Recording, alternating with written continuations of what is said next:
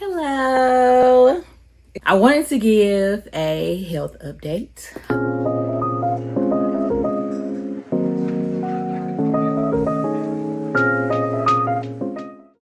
This journey has transformed me. I've been filled with purpose.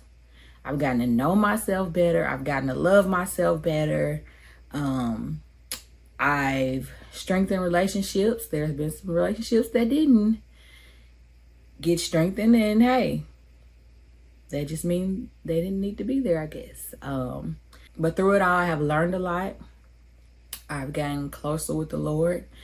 I've been able to sit and be vulnerable and to sit and know that God is speaking to you is one of the best things that has come out of this whole experience. The marathon continues. So just to kind of give an update, catch everyone up to speed. I have been on hormone therapy and immunotherapy for a little over 2 years.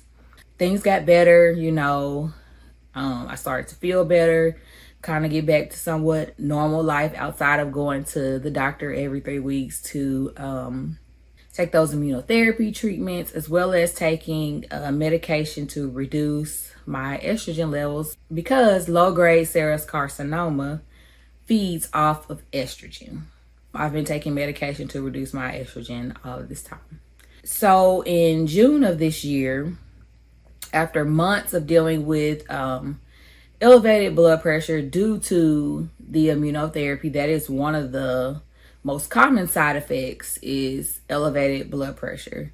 It had been elevated for a while, and then it eventually got to the point where I needed to take medication.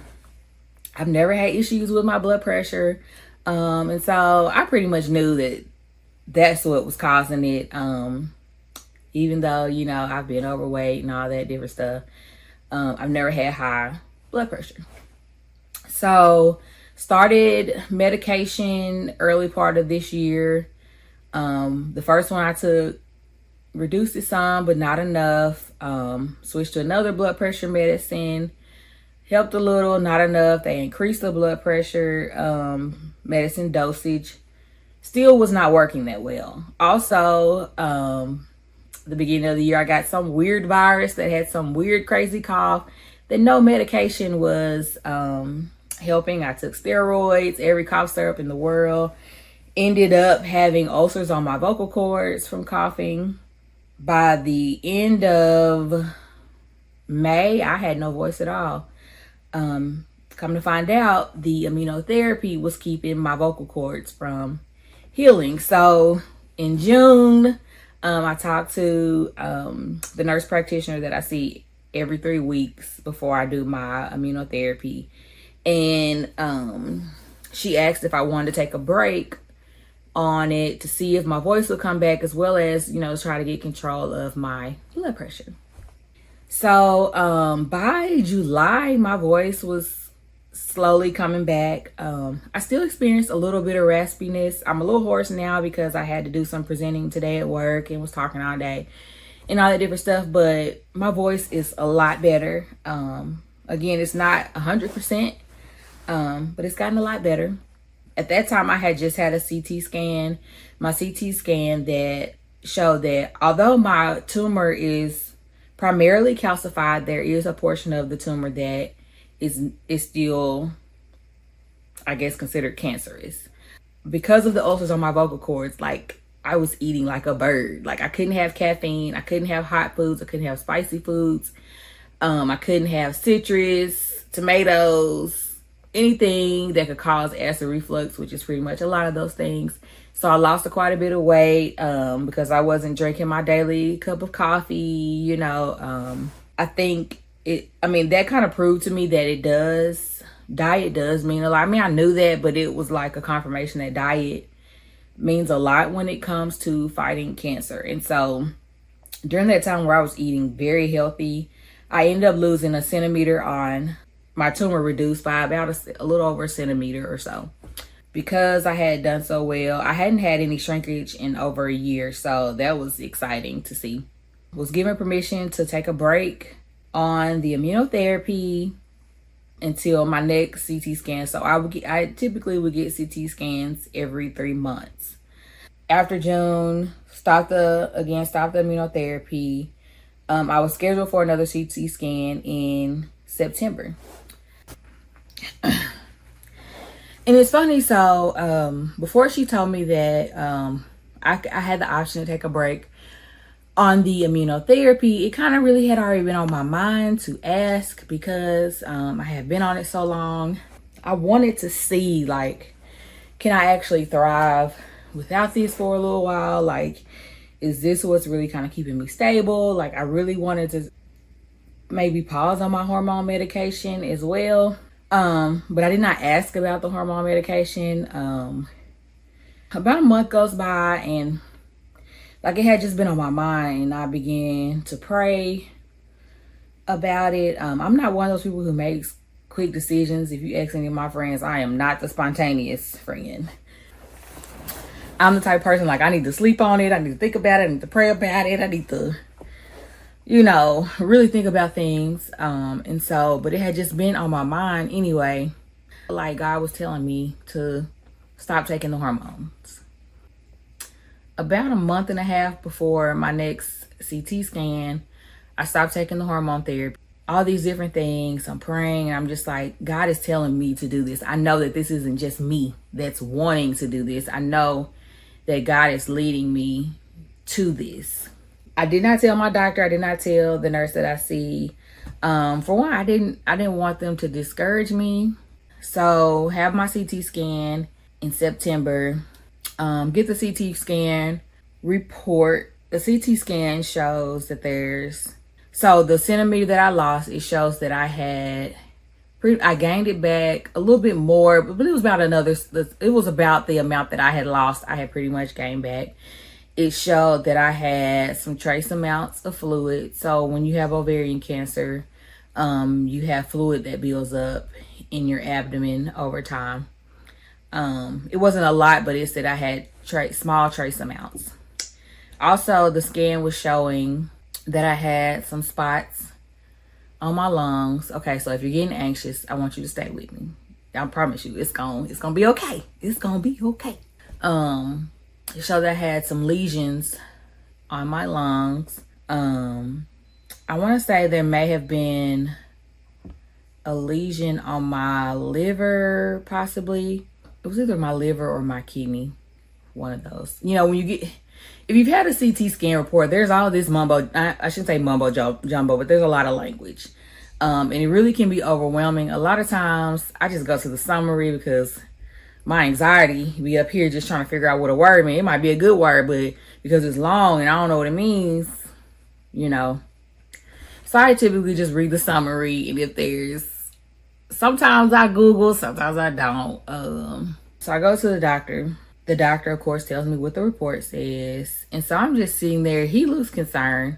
So then I confessed. I said, well, I have a confession. I stopped taking my hormone meds about a month or so ago.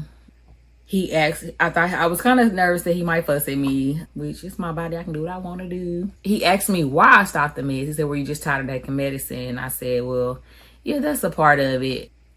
I didn't really I kind of was in a state of shock because I'm like, okay, God, God. Now, you told me to do this. Okay, what's up? I also was confused because the type of ovarian cancer that I have is slow progressing. So I'm like, how did this progress from this to where I have these spots on my lungs in 3 months? But I really wasn't in a panic state because I'm like, I didn't get here on my own. You know what I'm saying? I prayed about this. I felt I know with my discernment. I know when God is telling me that strong. I know I have that strong sense of knowing when it's God that's leading me in that direction, in a certain direction. He said, well, I really don't really want you to get back on that because you've been on it for so long. So he said, well, There may be some other options out there. They're doing a new trial study for my specific type of ovarian cancer. And so there's some new meds that they actually have just got approved to do the trial study.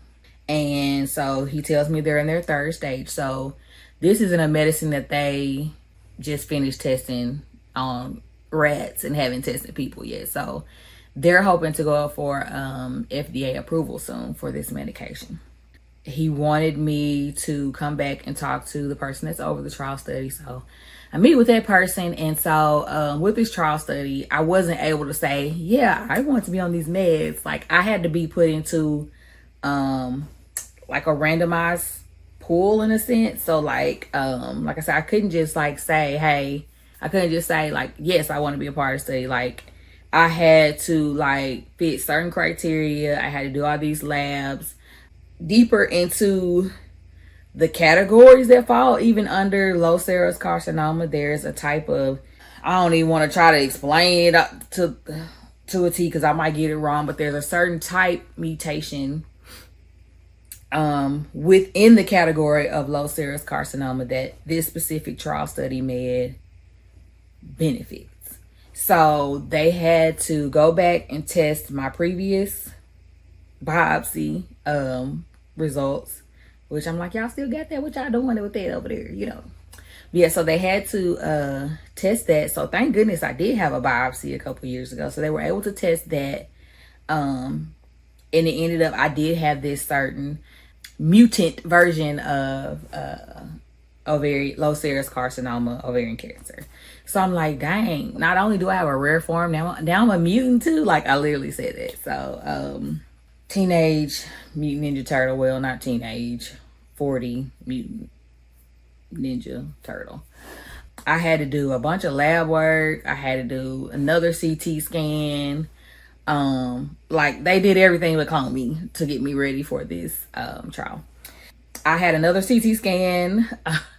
Let's see, I believe, let's say 2 weeks ago. This is the part where I'm gonna tell you how God works. So there was 3 weeks between my CT scans, right? Remember, I just said I had fluid in my abdomen. My tumor had grown back the portion that I had lost. And then I had some lesions on my lungs. 3 weeks later now. Remember, 3 weeks. Pull up the CT. But let me tell you something. I almost didn't even read it because I'm like, it was just 3 weeks ago. It ain't changed that much. I said, let me read it so I know where I'm starting it, you know, from this point to where the next one is when I start taking my meds, all that. Look at the report. There's no fluid. Look at the report again. There's no lesions on my liver. Look at the report again. The multiple lesions that I had on my lungs had healed and calcified. And in the report, it shows that calcification of previous lesions could be due to, it's called I'm going to put it in the description because I'm probably going to mess up saying it. But anyway, it's a genetic disorder that can cause lesions in the lungs. It's not a life-threatening type thing. It's something that's very treatable. Like I said, it's genetic. And it says you get it from a parent. The spots that my doctor thought was progression of my cancer, it wasn't so. And so I said, okay, God, I see where you're going. Had I not had what looked like progression, I'm going to pause right there. And then I'm going to come back here. I started doing all this lab work. I'm talking about eye exam, like again, another CT scan exam, blood work, all this different stuff that I had to do. Once they sent off all of my results of all my tests, I could not be randomized until 5 days until I started the medication. So I had to wait on all these lab results to come back. In the meantime, so me and the trial study, not only is this a new trial study, yes, I am the first person to be involved in this trial study. So right before I was getting ready to be randomized, and she told me, she said, I wanted to call and let you know because either way, I could be a part of the study. So she wanted to call and let me know that, so being the study, you either be on the trial study med or you would be on one of the standard care meds. So the standard care meds would be the meds that people are already taking. There's 2 different types of chemo. One of the chemos was the one that I had done originally that did not work for me. The hormone medication and another form of chemo that I hadn't had. So she called to tell me that my doctor had suggested that if I did not get on the trial study med, that I would, he suggested that I got on the other form of chemo. So I asked her, like, okay, so what is this chemo? Like, am I going to lose my hair? Is this a harsh chemo, kind of like Taxol that I took before? So she looked it up and she was like, yeah, it says that you will lose your hair. She told me the name of it. Instantly, like, I don't want to lose my hair again, but I do want to live. I get the name of the chemo from her. I start to look it up. So what happens when I look up the name of the chemo, it converts the word to this other word. And so I'm thinking, well, you know how sometimes medications will have a generic form of it or has another name for it. And so it's calling it the Red Devil, and your hair comes out. And it sounded like it's just as harsh as the other chemo that I was on before. I kind of start to have a meltdown because it's like a roller coaster of emotions where I've gotten excited about this new medication. You know, everything has its side effects, but I do not want to have to deal with what I dealt with before. And so when she told me that, I had like a little mini spiral because I'm like, I'm not doing that again. I don't want to be on chemo. Like, I was triggered. I'm thinking about the bone pain. Yes, losing the hair. That is a traumatic experience. As much as people try to say that's being vain, the people that say that have never lost their hair, and they probably would feel the same way. But in the beginning, all of the emotions that come with getting such a diagnosis, as well as losing your hair as a woman, that's a lot. But it ended up like, so, like, I had a moment where I cried, like, hey, I'm human. Like, I'm a positive person, but I was not feeling that at that point. And I had made up my mind. I was like, I'm not doing this. Like, I will become raw vegan before I do harsh chemo again. The next day, she calls me and she was like, I wanted to call and update you. I checked and I was totally wrong about the chemo option. She said, I talked to the nurse and she said that people that are on this form of chemo, like, they don't even really notice they're on it compared to other types of chemo. So I was like, okay. So I was cool with that, but yeah, I still want to try the meds. Anyway, all that to say, I was put into the randomization and I was selected to take the new medication. So it's two different medications that I take. I feel totally safe because of the amount of checking in they're doing. Like, I do labs every other week. I feel really good about it. Been on it a week. I had a few little side effects, but I've kind of felt nauseous. I'm so excited about it. I feel like I can never get on here and tell a quick story. My life is complicated, so my stories. But all that to say is, you know, the people that have been praying for me, I ask that you continue to pray for me. I promise you, these prayers working, y'all, because you could have seen me when I was sick before I started doing these videos, when I could barely walk across the room without being out of breath. I could barely stand up in the shower without feeling like I was gonna pass out. I could barely drink a glass of water without feeling like I was full. I could barely eat anything outside of watermelon and cantaloupe without throwing up. God has been so good to me. And if he don't do nothing else for me, I know he's done his big one. He's done enough. And, you know, I want the Lord to keep on blessing me, to keep on allowing me to share my testimony, to keep on inspiring other people while I even preach to myself, because as much as so many people tell me that I'm strong, there are days when I don't feel that strong. You know, when you get punched in the gut with, we show worsening of disease, progression of disease, when you try to figure out, well, how did this happen so quickly? When y'all told me this was slow progressing, like, those gut punches can surprise you. Like, even the most positive person gonna have a moment, you know. But I was thinking about it the other day, and I was kind of relating it to God will always take you to a place, but he ain't gonna leave you, right? So in my head, I was thinking about, for all of y'all who, you know, you kicked it, you've been to parties and stuff.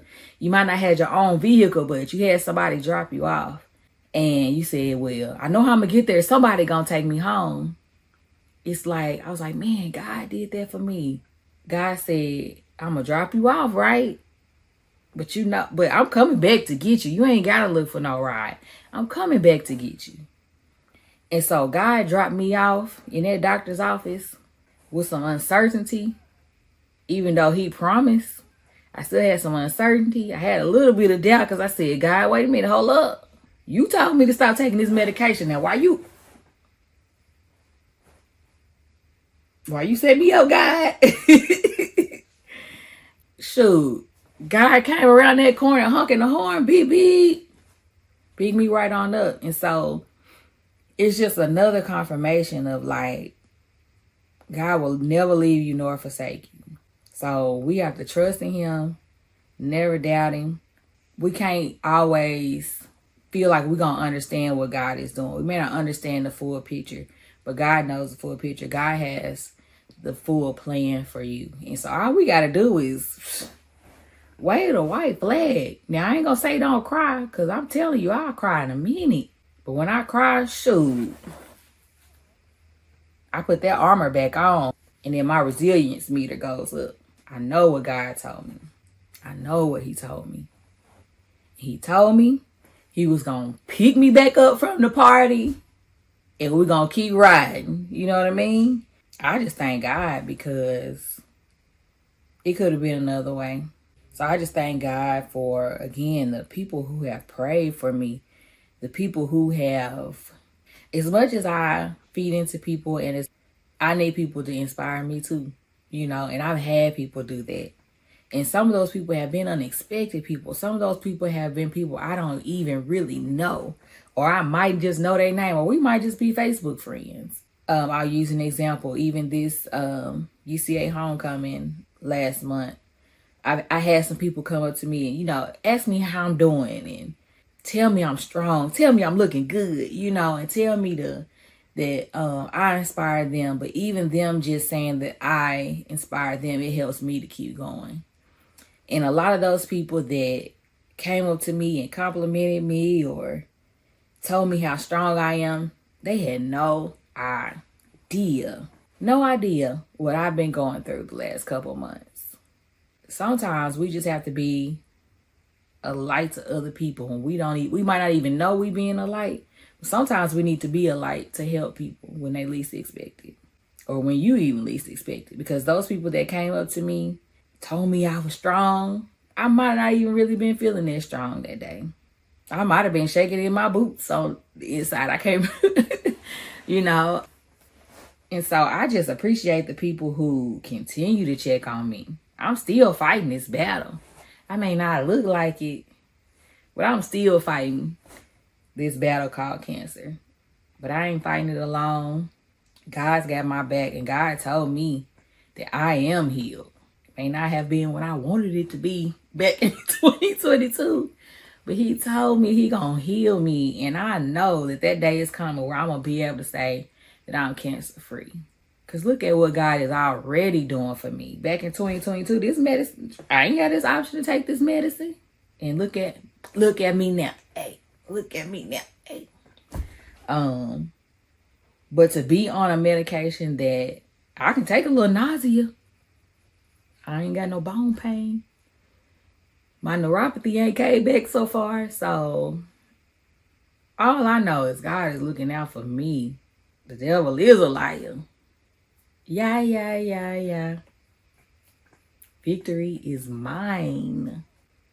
And y'all might see me on a commercial one day promoting the stuff. If it worked for me, it'll work for you. I'm so happy that technology, there are people out here that are smart enough to develop these things, because like I said a couple years ago, I didn't have this option. So I just thank God that I ain't forgot about us little rare cancer folks out there. We need help too. The marathon continues. Stay on the course with me. I'm gonna keep y'all posted. I should have another scan. With this medication, I get scans every 8 weeks. So maybe y'all see me more often. You never know. Thank y'all for listening. Thank y'all for being a light for me, the people who just keep me going too, you know, who comment, who check on me, who pray for me, who, even if you don't tell me that you pray for me, I appreciate it.